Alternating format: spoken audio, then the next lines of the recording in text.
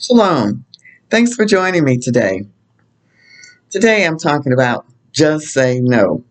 And it's easy to say just say no, but when you get in a situation where you need to say no, sometimes it's quite difficult to do that.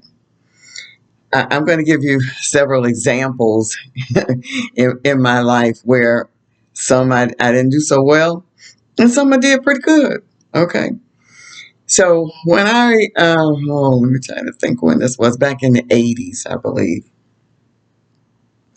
And I was at the University of Pittsburgh, and one of the vice chancellors there, I knew him from social circles or whatever, but he was also a psychologist, okay?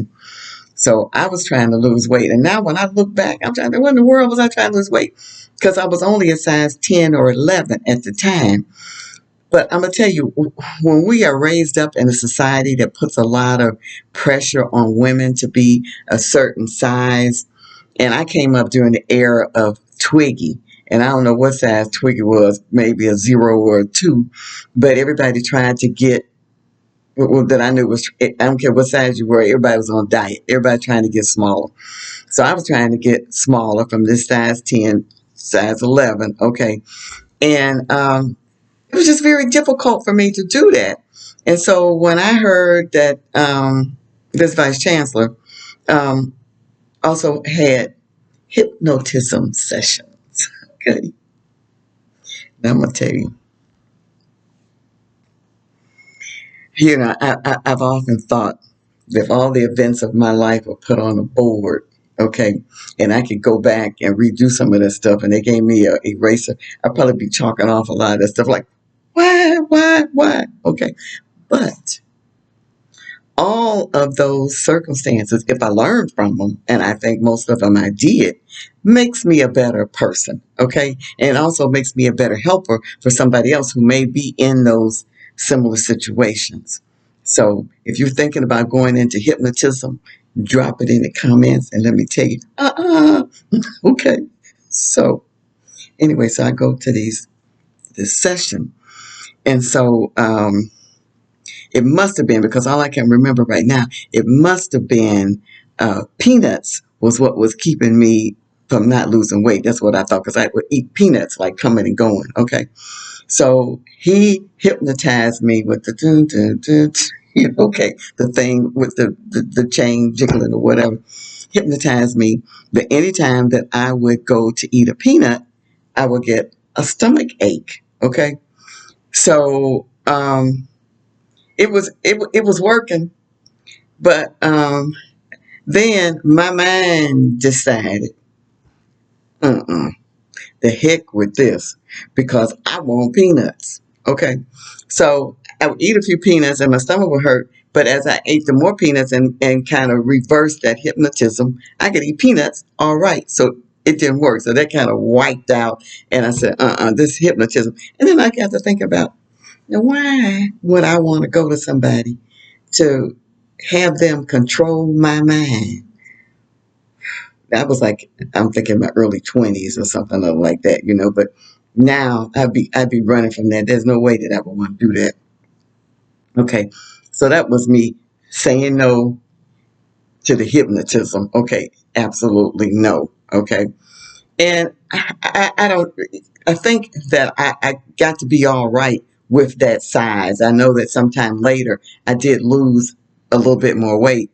And my aunt told me, she said, Sharon, she said, I didn't want to say nothing to you then.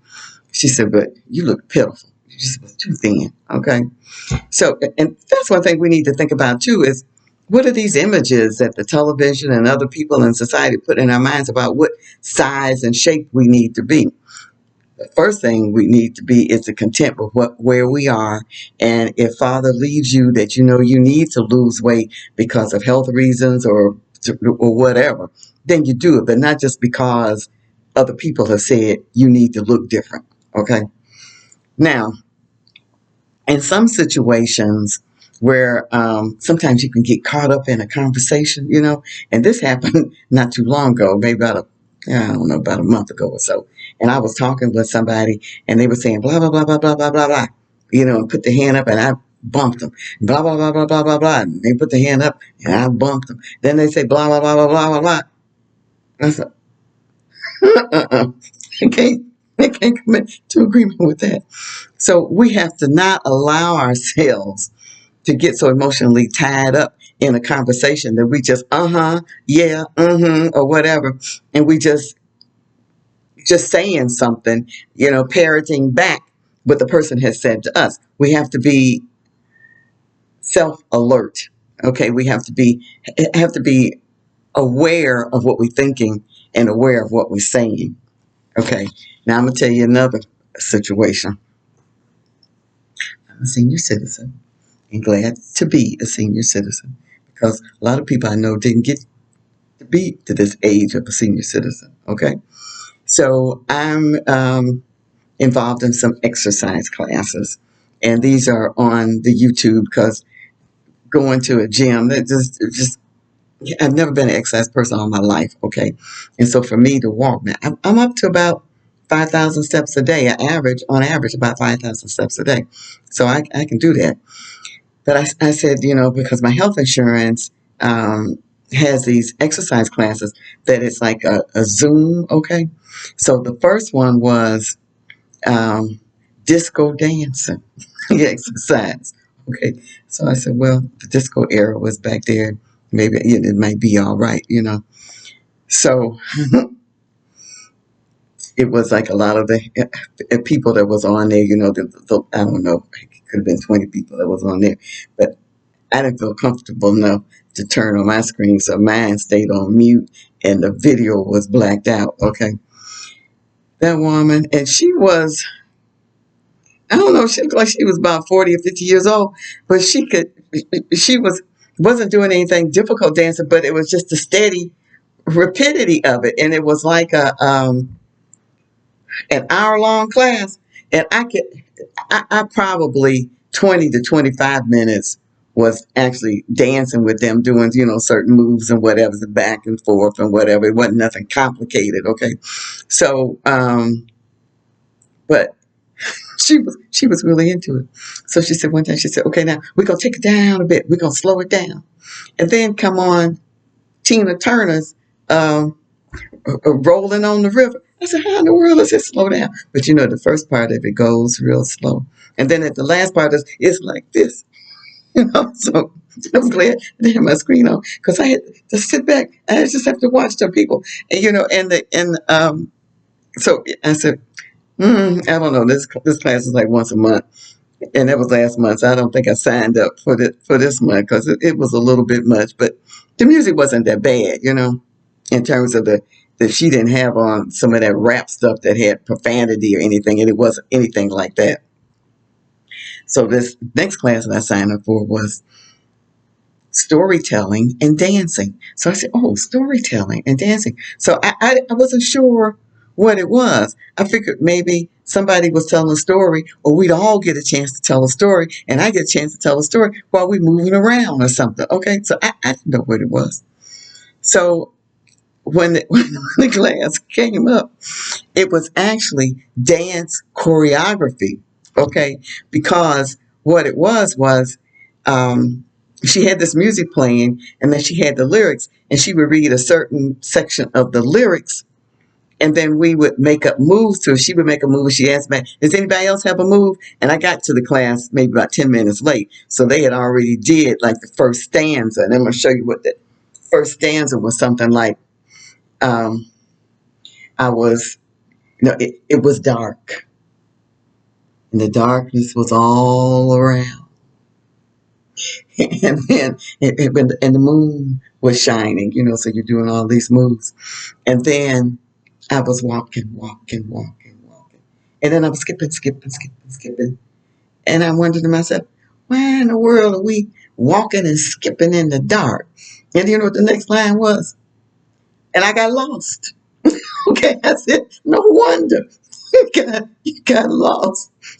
So I made it through that. So then she said, and it's a small class. It's probably about 10 people. And I left my video on, because by that time I figured it was just all older women that was on there, and we could, have enjoyment. So she said, anybody like Dolly Parton? So I raised my hand. She said, okay, we're going to do Dolly Parton. So the one that she chose was Jolene. Okay. So, and those of you that don't know Jolene, Jolene is a woman who is um, very beautiful, is what Dolly Parton is saying. And Dolly Parton's man, okay, is really attracted to Jolene. And so then Dolly Parton will go to Jolene and tell Jolene, leave my man alone. Okay, now the premise of that, I'm gonna tell you, when Floyd and I got married, we were like 40. Floyd said to me, and and I was in total agreement with him on both sides. He said, "Look," he said, "I ain't trying to keep nobody with me. Either you want to be with me or you don't." So it's the same thing. So I couldn't even see myself in no Jolene situation. But anyway, so I said, well, let me see what this is, okay.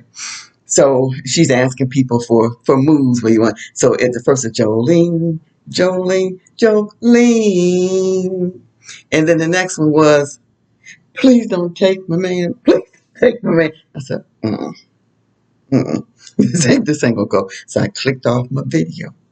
And so then I just moved around some moves I wanted to if I wanted to keep the dance. But I'm gonna tell you that one, I ain't in agreement that you begging for somebody to stay with you, because that y'all need to go into counseling as opposed to going to the other woman and tell her leave your man alone, because that's crazy. And the other thing is that I don't put my hands praying together for nobody other than the Almighty Father. Okay, so none of that was working. So we have to learn how to say no. And if no is turning off the screen, then so be it. If no is not hand bumping somebody, if no is saying actually no to somebody, then we have to do that. And the hardest person to say no to is yourself, because we figure that sometimes we deserve it. Sometimes I can. Sometimes that's what I want.